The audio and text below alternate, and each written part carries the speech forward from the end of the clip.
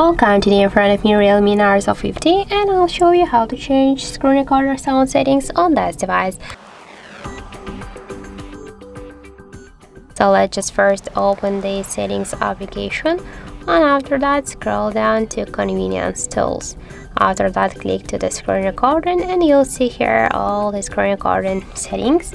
We can see also here the sound section. We can use our system sounds, so you can just turn on the switcher, and after that in screen recording you'll use the system sounds, the music, the ringtones, and also you can use the microphone, for example, to command something.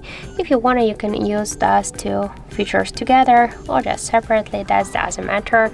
And if you will turn off all these two sound settings, the system sounds and the microphone, you will just use the screen recording in mute mode, so you will just record the mute videos. So also we have the second way how to activate the screen recording settings. So just open the notification panel and here you should find somewhere the screen recording icon.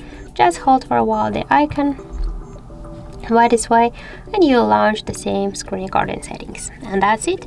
So thank you for watching, and if you found this video helpful, don't forget to leave a like, comment and to subscribe our channel.